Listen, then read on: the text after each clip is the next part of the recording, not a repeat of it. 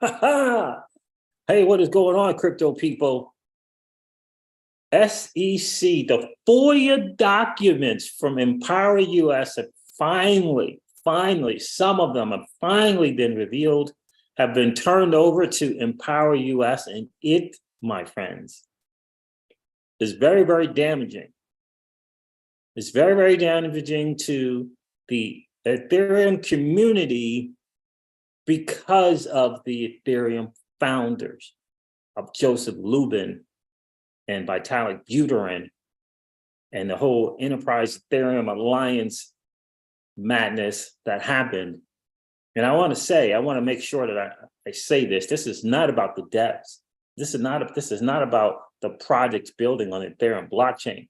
This is about, number one, Vitalik Buterin being used and abused by Joseph Lubin, and Joseph Lubin sacrificing his country for personal profit.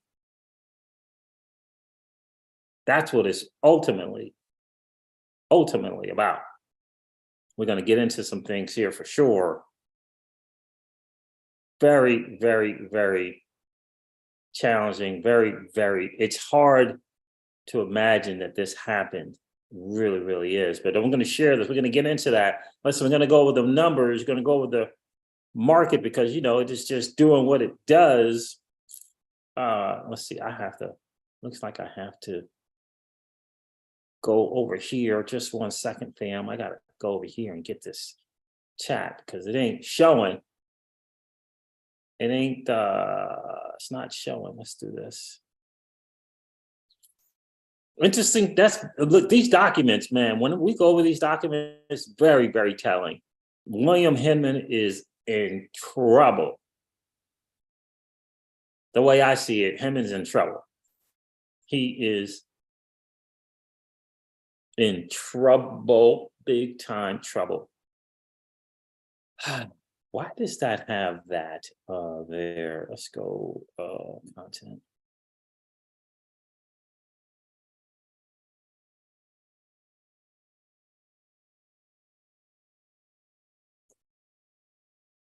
Let's go here. I don't know why that's up there like that. Let's do that.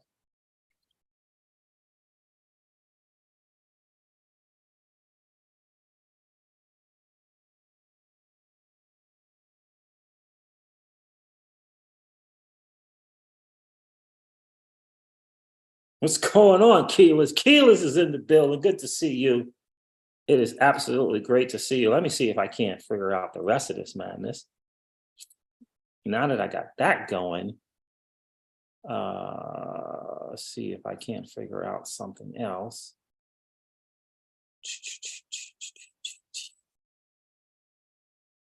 Let's see here. Will that work? I got that there. And if I do this, will that work? I don't know. Did I want that? What's going on, Keyless? Neil Epper's in the building. How's it going, Siege? Haven't caught a live for a good while. I'm glad you're here, my friend. Michael O2 is in the building. What's good? Hit that like as you come in, people. Interesting stuff. I don't know if I'm going to be able to do it like this. Let's see what we got. Because I can't share. Boy, these documents, we're going to go over these SEC document stuff from the FOIA request from Empower US. Shout out to Empower US because they steadfast, they held the resolve, they strengthened the resolve to bring this to people and to, just for full transparency, because it is very, very obvious it's hard to quantify what Hinman and Clayton did. And it's the challenge for me is that they went after the company Ripple, the digital asset XRP, and they did not do anything for Ethereum. So the whole idea is that the SEC made its decision to do what it did, even though they were maybe getting input from Lubin, from lawyers from the Enterprise Ethereum Alliance, and I get that, right? Andrews and Horowitz, but right, so they're getting input from one project, Lubin, and right, they're getting that input. But why the lawsuit against Ripple? Get the input, do your thing, right? Do your thing and move on.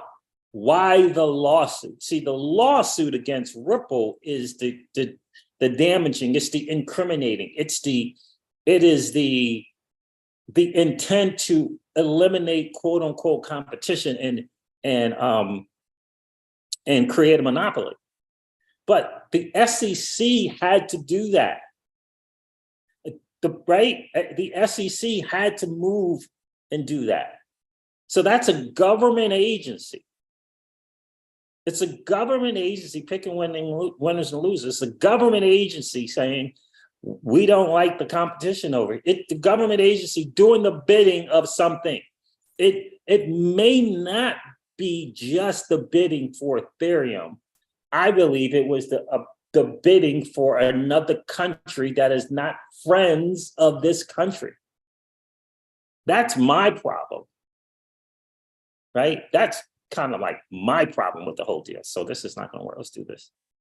Let's go. Let's see. How do you make this? That's kind of my problem with the deal. That's what they did, right?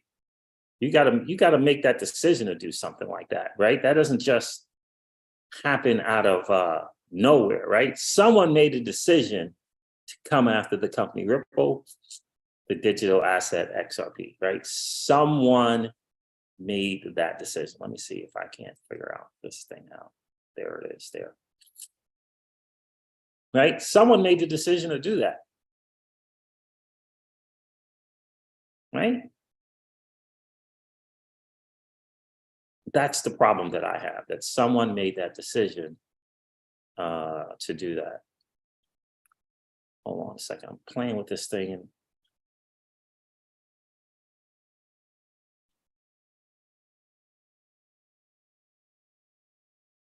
and I'm messing it up. Duplicate key stream. What the fuck?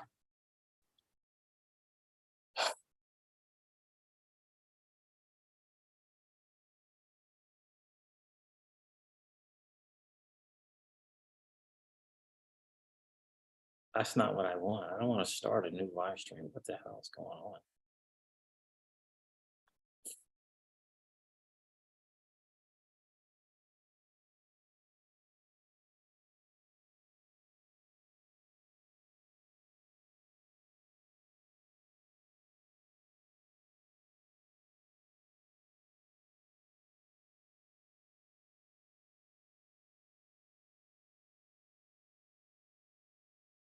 Yeah, guys, do me a favor, hit that like button if you didn't do so on the way in. These documents are very, very, very, very, very telling.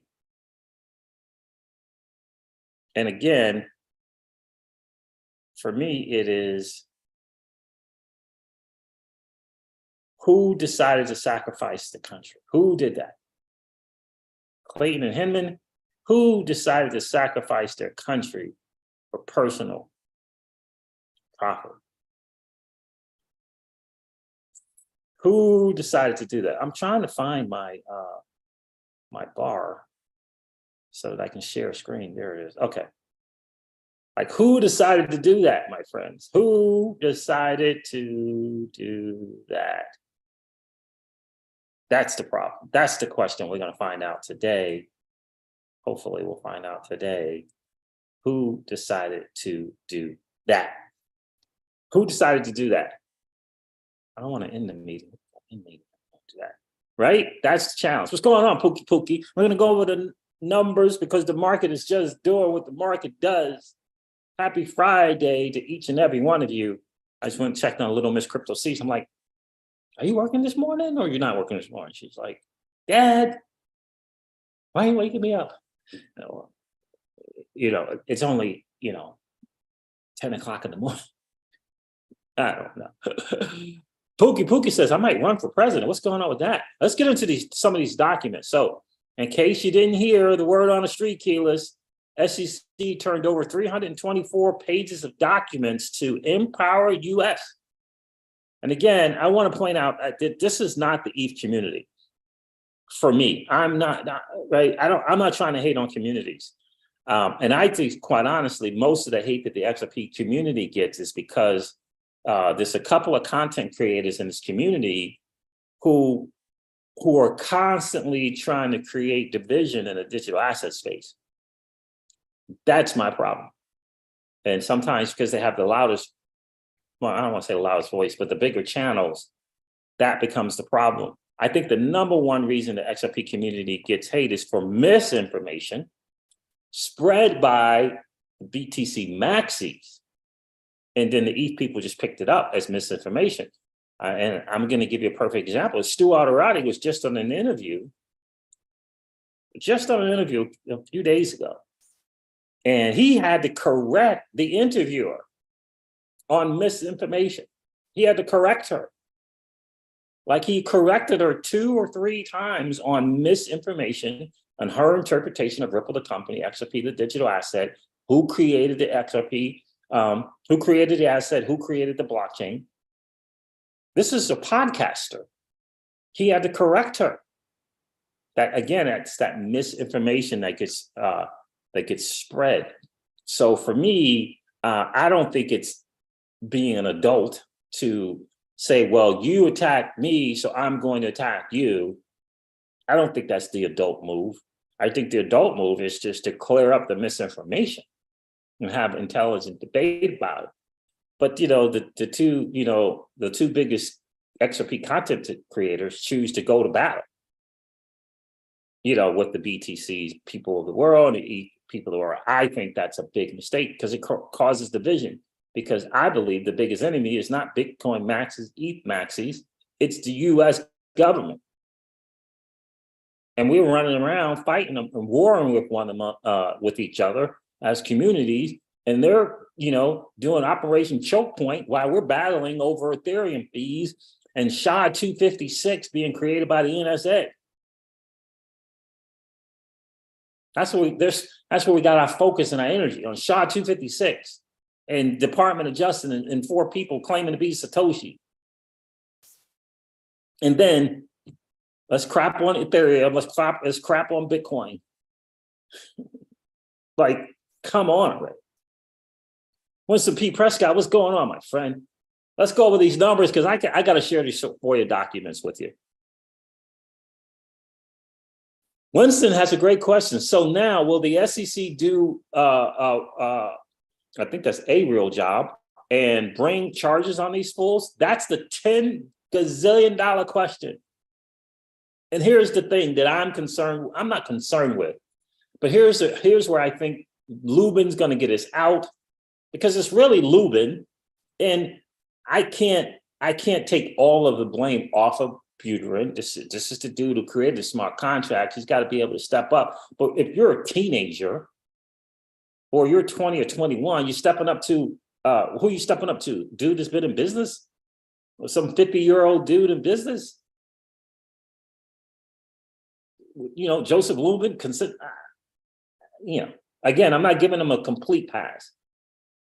But I think that Joseph Lubin, it's obvious that he's crooked. I don't think he gives a crap about decentralization, about DeFi, about being your own bank, about choosing your own money. I think he is more in bed with traditional finance than he is in crypto space.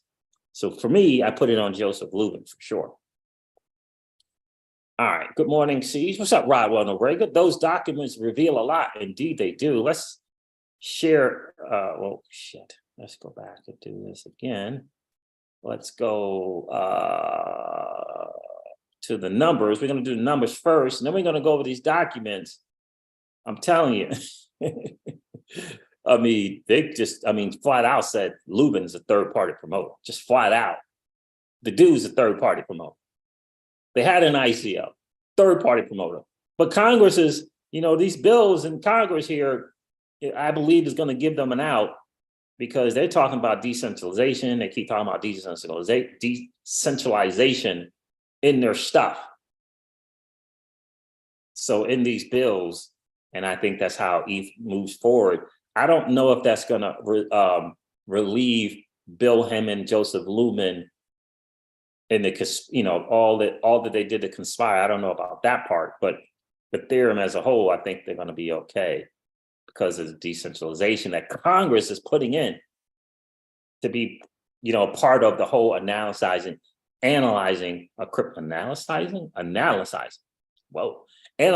whether something is a security or a commodity. So let's go over the numbers real quick. According to CoinGecko, the total cryptocurrency market cap is at 1.22 trillion.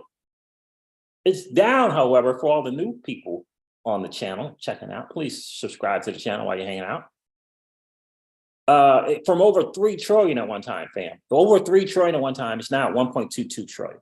Bitcoin dominance is at 46.8%. Newsflash, no alt season is happening when Bitcoin is at that point. It needs to be 75, 75, 77, 78%. Then then the flip-flop happens. But this dominance has got to get up. So it's just 46% is just sideways stuff. My guys are telling me that, don't plan on no alt season until 2025.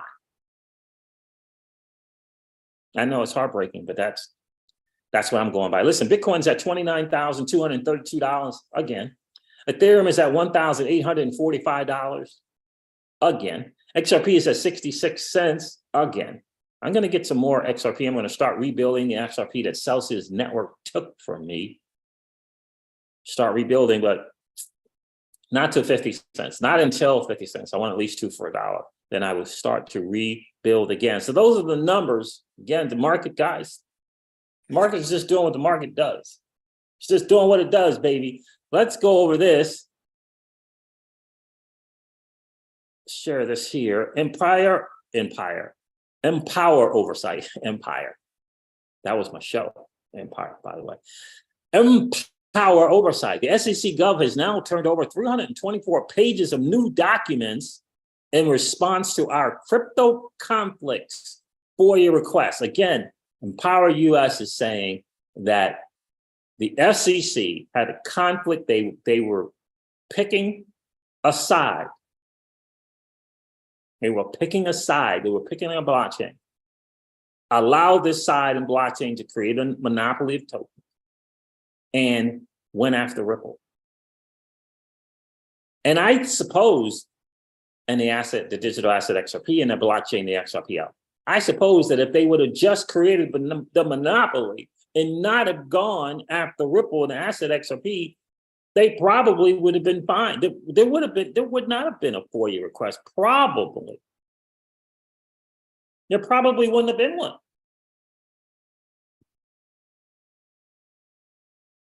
They probably would not have been one. So I think the SEC was doing 2 things. I think number one, they were giving Ethereum a free pass. The SEC was giving Ethereum a free pass. So to me, it's the SEC gate, not ETH gate. To me. Number 2, I think they went after Ripple for that because of Ripple and the payments and because of the relationship with him and Clayton, both of them, with Chinese entities. And Canaan, we all know about the whole Canaan IPO thing. And you can't forget Alibaba and Alipay. Those are payment projects and platforms. And then I think there's also something with the mining as well. But for me, that falls on the doors of Clayton and Hinman. People are going to make bribes. People are going to test you and offer you stuff in your life. That's going to happen. Right? That's going to happen. But will you choose to sacrifice your country for personal profits? Because for me, look, that stuff is not coming from citizens of a non-ally country. That's coming from, right? Because remember, the country, China, lets these companies do their thing, get to the multi-billions, and then they take it over. The country takes it over. Right? The country takes it over. Oh, just ask Jack Ma. Like the government of that country will snatch it right from their hands. So for me, Hinman and Clayton sacrificed their country for personal profit. To me, but here it is here, turned over 324 pages of new documents in response to our crypto conflicts FOIA request. All right, so where am I at? Right here. Here it is here. Interesting stuff. Employer oversight litigation forces the SEC to release additional documents on the cryptocurrency conflicts. August 3rd, 2023, following 2 years of freedom of information requests and litigations, the Securities and Exchange Commission has now turned over new documents in response to our FOIA, Freedom of Information Act request, from Empire oversight related to possible conflicts of interest in its cryptocurrency enforcement decisions. It's so hugely important. Conflict of interest in their enforcement decisions.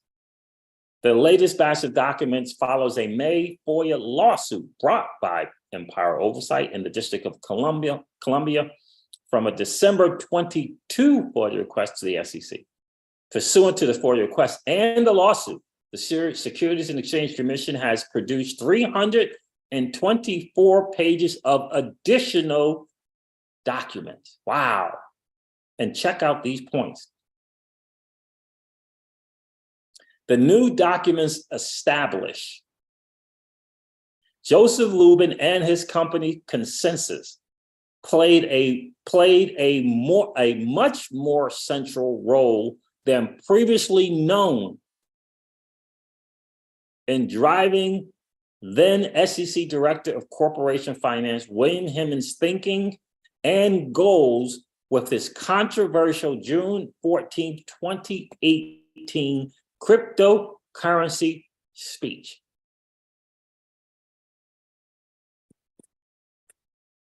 Lubin also appears to have been responsible for bringing Hinman and Ethereum creator Vitalik Buterin together as the speech drafting advanced.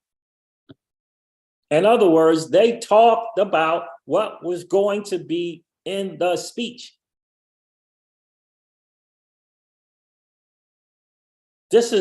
They knew Buterin might get charged as well. And my guy Winston asked this question. Here's what I think is going to happen.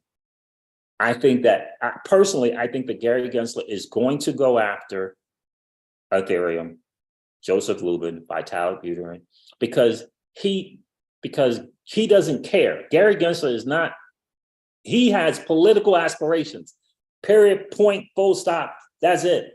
He's got political aspirations. So I do believe, because both Clayton and Hinman are gone, he has no alliance to those dudes, they're out. They have to, I believe personally, they are now going to have to fend for themselves.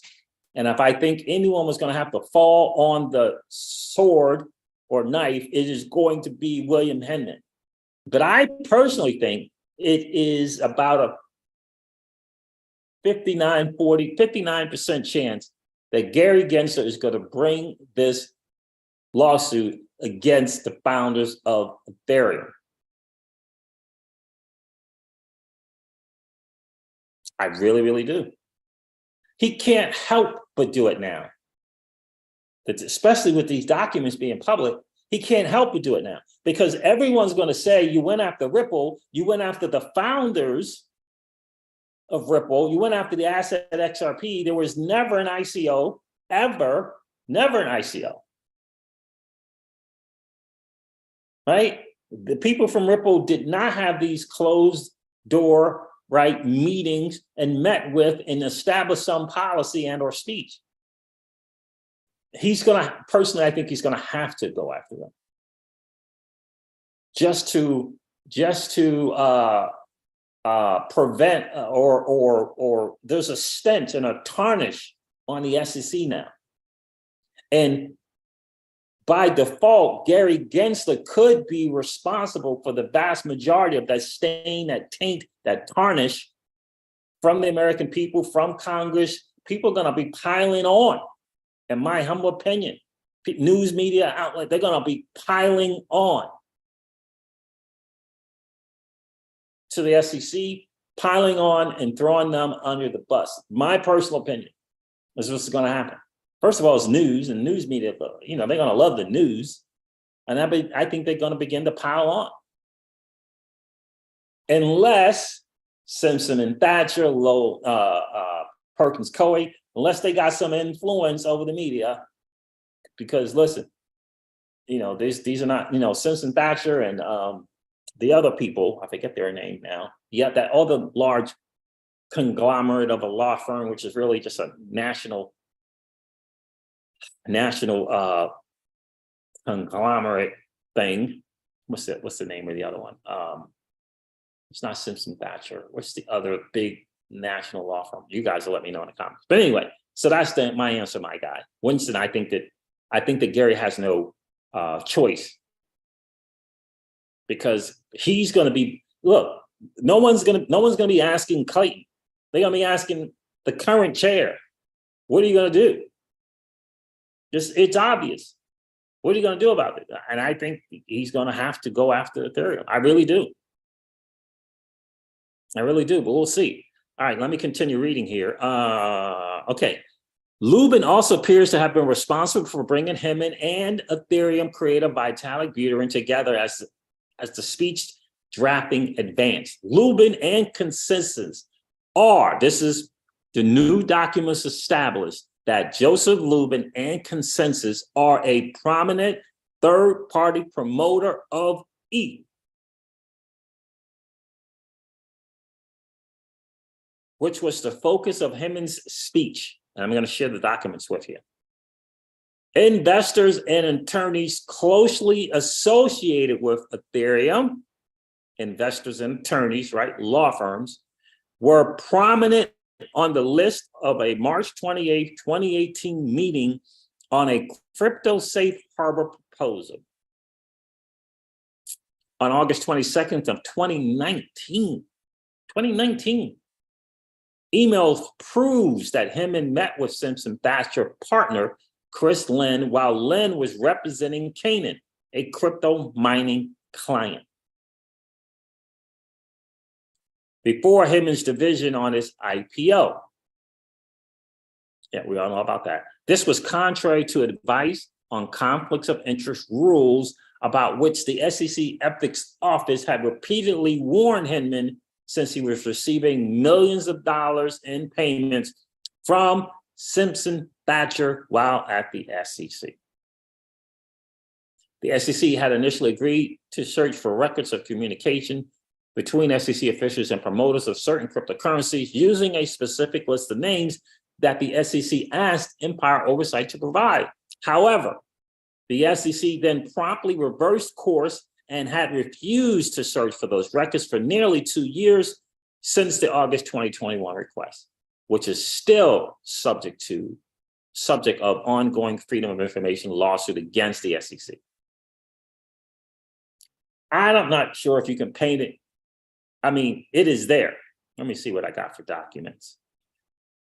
William Hinman. Sorry, Chris. This is from William Hinman to Chris Lynn, partner at Simpson Thatcher. Sorry, Chris. I thought I had sent a reply. Should we get a cup of coffee around 3? Bill. Hi, Bill. I don't know whether you ever received my email below. Please let me know if I could come by to say hello in the afternoon on August the 22nd. Thanks. Best regards, Chris. Hi, Bill. Hello from Chris Lynn. Another email, Monday, August 5th. I'm writing to see whether you have time to see me in the afternoon, August 21st. I have a couple of meetings at NASDAQ. I thought I should pay you a visit while I am in town to report what is going on in China. Let me know if you have time. And I think these are things that we may have seen already. This is the list of people that were in person at this meeting. Attendees, it says here, Bill Hinman, Valerie Shapanik, David Fredrickson, Jonathan Ingram, Amy Starr. Most of these names we're familiar with. This group is coming in for a dialogue about crypto technologies. They will send some material on Monday in person with Scott Cooper, Ryan Ward, Andreessen Horowitz, I'm not going to name all the names, but obviously Lowell Ness, Perkins Coie, Union Square Ventures, right? Just to name a few. On the phone was Joseph Grunfest, Stanford Law School, and Adam Sterling.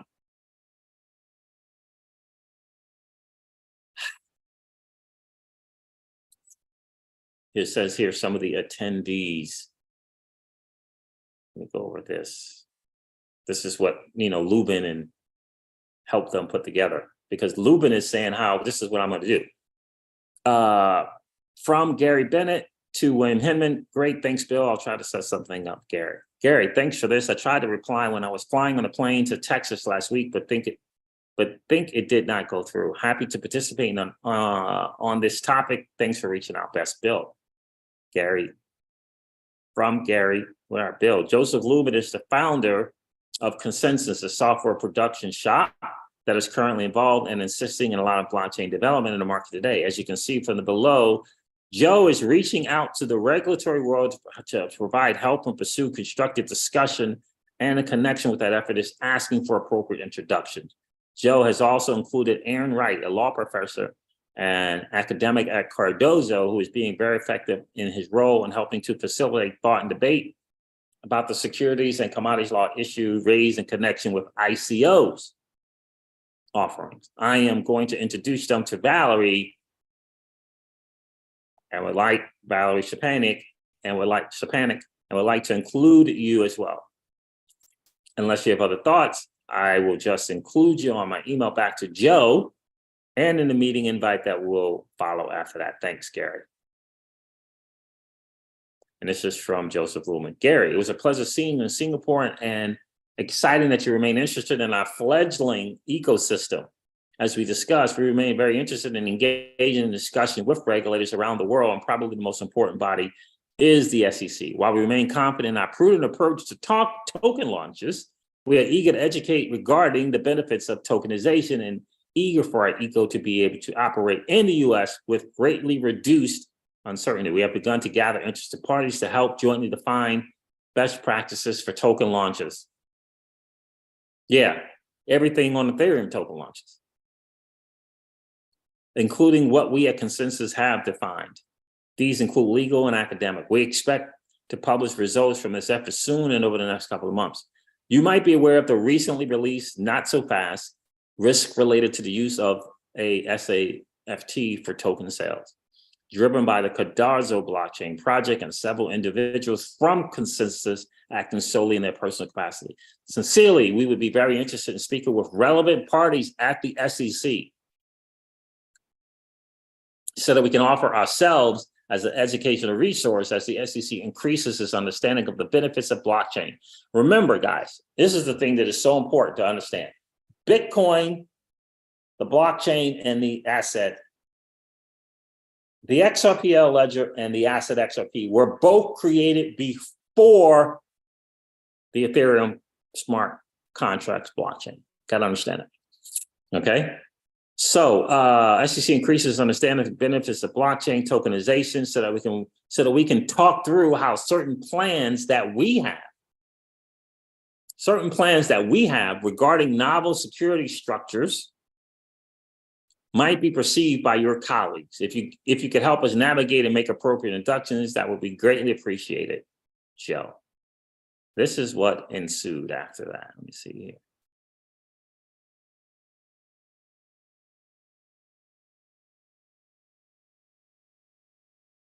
Let me see, is there anything on page 2? All right, let's go to page 3. From Amy Starr to Bill Hemmon, Amy Starr, to Bill Hemmon, Gary Bennett, Valerie Stepanek, blah, blah, blah. Who else on there we might need? No, interesting names there, right? Reference blockchain and tokenization. I am attaching information that Consensus provided for the meeting tomorrow. They also provided the following information. Joseph Lubin is the founder of Consensus. Talk about who their lawyer is. Aaron Wright is an associate professor at Laura Cardozo, Agnes Brewer, right? All these people. Matt Culver is the lawyer for Consensus, also focused on go-to-market strategies for our various business. Background: Coinbase securities law framework for tokens. Not so fast, risk related to the SAF for token sales, announcing the Brooklyn project. We all heard about the Brooklyn project, right? It says here, Amy, FYI, Bill, all conference rooms for the fourth floor reserved, blah, blah, blah. When it's time to start, okay, blah, blah, blah. Now, this is what consensus, okay? Joseph Lubin and the team and the lawyers all put together. Consensus in the blockchain, selling consumer tokens in a consumer protective manner, December of 2017. Premise, here's the premise. It should be possible to sell consumer tokens, i.e. digital consumer goods. These are all things that the lawyers and stuff come together, right? You, Joseph Lubin, go out and get lawyers. These lawyers are being paid by Joseph Lubin to put something together. Digital consumer goods in a way that does not implicate the securities laws and protects consumers. Agenda. Overview of Ethereum. Overview of Ethereum. Not Bitcoin, not XRP, Ethereum. Overview of consensus. Update on token sales. Update on the token sales. Concerns about confusion, market confusion, the Brooklyn project and industry-wide initiatives, ongoing collaboration, and here are the attendees. Patrick Baraducci is a lawyer for consensus. Matt Cover is a lawyer for consensus. Agnes Buzen works directly with Joseph Lubin on the growth strategy of consensus. Aaron Wright is a lawyer, is a clinical lawyer at Cardozo Law School, chair of the Ethereum Alliance Legal Industry Working Group. He's chair of the Ethereum Enterprise Alliance Legal Industry Working Group.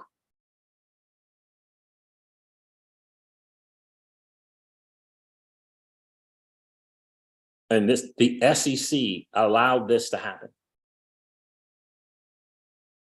You got to understand that, which means the United States government allowed this monopoly to take place. Ethereum and the Ethereum blockchain. Where's the other cryptos? Where's Bitcoin? Where's the XRP? If this wasn't about trying to create a monopoly, why not talk about the digital asset space? It does mention Bitcoin here, though. It says the Bitcoin blockchain focuses on currency. The Ethereum blockchain focuses on being a platform for applications. Trying to explain a little bit there. Multi-sided markets, scarce digital assets, about consensus. This is a company. This is just a company. And the SEC has opened their doors. Remember all the other companies going into the SEC and you can't get an answer? You can't get a straight answer for any questions, but the SEC is here to answer questions and taking meetings.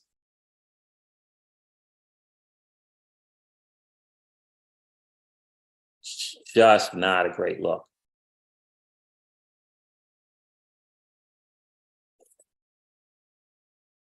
It talks about the Ethereum Enterprise Alliance, helped launch the Enterprise Ethereum Alliance, a consortium of over 200 large enterprises, aims to develop open standards for enterprise-grade Ethereum-based applications. Industry security law framework for blockchain tokens. Yep, this is what they share with them. And helped, both Joseph Lubin and Vitalik Buterin helped write, if you will, that speech. Here's the Brooklyn project. The project for token launches. Collaboration between Cardozo and Cardozo blockchain and consensus. Types of tokens, protocol token, virtual currencies, investment tokens. Tokens are not whatever, all right?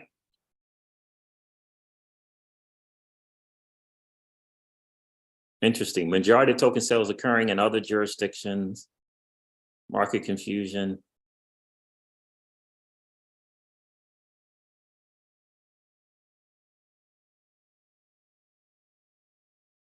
Ethereum and entrepreneurs and others like guidance on how to sell their tokens. That should not be securities. Entrepreneurs and investors may lack an appreciation for regulatory risk. Okay. We're going through this together. So Consensus announced a Brooklyn project on November 13th. Academics, top law firms, industry participants, and over 200 interested parties. EEA legal industry working groups.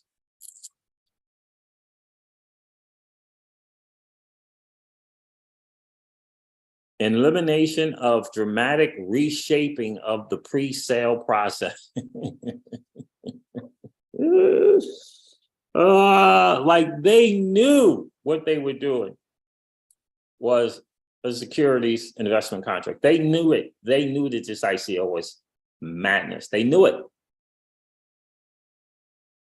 Ongoing collaboration, leveraging the Ethereum blockchain and industry expertise to identify areas of concerns for consumers. The Ethereum blockchain.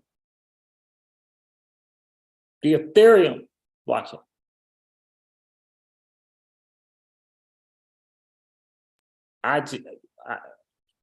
It's right there, my friends. It's right there. It is right there. What's going on, James, at the water cooler? It's been a minute. See, still with you, bro. Keep up the good work. Always following. Thank you, my friend. Appreciate you checking in. Colin Hughes, what's going on, my guy? Morris Prince is in the building. The Blue Venture is here. What's up, baby? The Real Big Will says, what's good, family? Happy Friday, having lunch and listening in. I appreciate you being here. Enjoy that lunch, bro.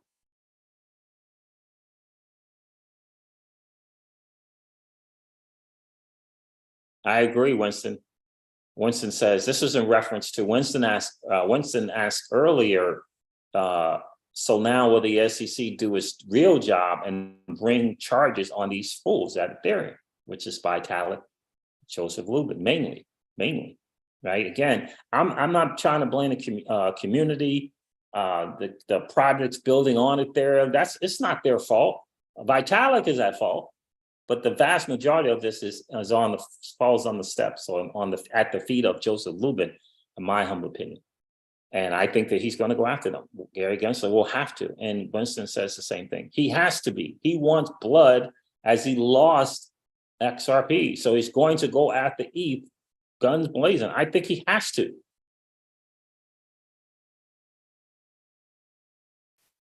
Can he? Because he let fraud free man get away. Yeah, and another thing too, right? So that's right, Rod. Well, he let SBF, right? Like, I just think there's a stench, there's a stain, there's a tarnish on the SEC right now. And he has to do something.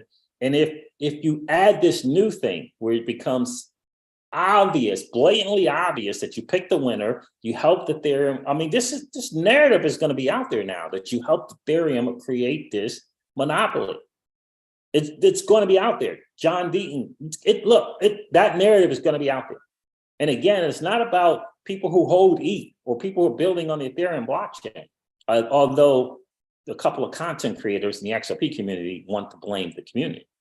It is about Joseph Lubin, and it's about Vitalik Buterin. It is about this Ethereum alliance. But mainly, for me, it's about William Hinman and Clayton. You could have all the people in the office all you want, and you could have done the same thing, SEC, United States government, that you did to all the other blockchains and projects. You turned a deaf ear. You brought them in, you turned a deaf ear, and then you used the information that they shared to you, with you, provided zero guidance, and the information that they did share with you, you used it against them. But you didn't do it with Ethereum. Congress is going to know about this now. So I think Gary has to. I think he has to go after them. So R says, morning, Siege, you should take another look at Holochain. So much development out there. Yeah, I know about Holochain, my friend. I used to hold a bunch, I mean, tons of Holochain tokens. Bunch. I was getting those way back when. I hope the project is doing well. I used to hold a bunch of Holochain and a bunch of Electroneum back in the day. Electroneum, by the way, just to let you know, they're ready to. They're doing the Istanbul. The same thing, the kind of Cosmos, that the Byzantine thing, torrent thing, they're doing that. I forget what it's called. Istanbul, Byzantine, something. Ethereum's doing, Electroneum is doing that, and they're becoming EVM compatible as well, which is crazy. So they're really leveling up that blockchain. So, but anyway, so yeah, that's the word on the street, guys. Look, I wanted to bring this to you. This is not great for Joseph Lubin and Vitalik Buterin. This is not great for the SEC, which is the United States government. And this is not great. This is not a great look for current administration. What are you going to do with this stain, this stench, this nastiness that is now on the United States government entity called the SEC? It's not a great look. What are you going to do? He has to. I think Gary Gensler has to bring this lawsuit. It's unfortunate for the ETH holders because, again, the SEC did not protect investors, right? They got this masked wallets things going on. What are they going to do about all these wallets that don't reveal how much ETH is, right? Where's the transfer? It's just trouble. It is absolute trouble. And I wouldn't be surprised that this lawsuit comes in 2024. I wouldn't be surprised if it comes in 2024, because they're trying to time the market. Because again, remember, Gary Gensler and his cronies do not want the market to go. They know when the market's going to go. They know. It's all out there, available data. It lines up with the halving. They all know it. Gary Gensler knows it, and he'll bring this lawsuit to trounce on the market when it's time to trounce on the market. I believe that wholeheartedly. Guys, do me a favor, hit that like button if you didn't do so on the way in. No worries, just collapse chat, go smash the like and come back and hang out with the Crypto Siege. And if you're hanging out watching me right now, please consider subscribing to the channel. Just run over there, just hit the subscribe button. We got a large percentage of people that are watching but aren't subscribed to the channel. I really appreciate it if you took the time to subscribe to the channel for sure. So are you guys, let me know how you're enjoying those shorts. I've been doing a lot of shorts lately. Let me know what's going on there. XDC was doing some great moves. Yeah, it was moving for sure. Interesting. I don't own any XDC. Interesting thing. I know they're in trade finance, which is a massive market for sure. I'm wondering, how does the ZenFin network blockchain, that hybrid blockchain, how does it compete with Polygon?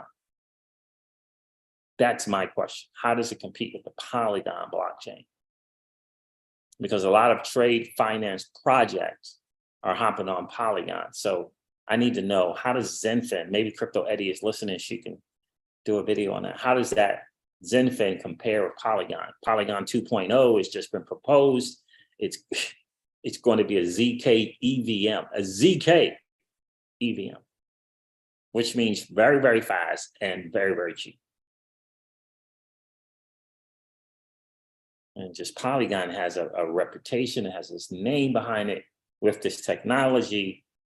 Look, trillions of dollars is a big space. So that doesn't mean that XDC and Polygon can't, XDC or ZenFin and the Polygon blockchain can't hang out together.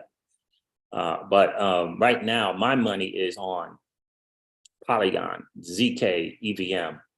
That proposal gets passed. My money's on that. There, but you don't have to pick one or the other. That's the great thing about crypto, right? For us US investors, you don't just have to hold XDC. You can hold Polytrade too, right? All right, guys, look, this is going to wrap it up. Thank you so much for hanging out. I appreciate each and every one of you guys being here. I was going to cover Polytrade and some more, which is a project on Polygon in trade finance. I like them a lot. Really, really like them a lot. So, but I was going to cover that and kind of compare ZenFin, but I haven't done enough homework on the ZenFin network to see. But again, the great thing is that for us, we can hold more than one digital asset, right? Still win. Kyle Timor, good morning, bro. Good morning. Good to see you. All right, guys, I'm gonna wrap it up. Do me a favor, hit that like button on the way out. If you didn't do so on the way in, please consider subscribing to the channel. It's been a really, really cool hang. Keyless, you are welcome. Thanks for checking in, Miss. Appreciate you as always. Guys, remember, continue to hodl strong. I'm going to end this live stream like I do all my live streams. Remind you guys of this, that old money doesn't want you to win. They don't want us to win. They would rather that we remain a cog in their perpetual wheel of trading our time for dollars. They don't want us to play in the same playground that they play in, where we allow our money to work for us. This is our chance to win, guys. The digital asset space is our chance to win. We are in the midst of the greatest transfer of wealth in the history of man. Are you participating, or are you standing on the sideline? Here's what I do know, that the battle for you has already been fought, and the victory is yours. Go get it. I'll talk to you soon, guys. See ya. Bye.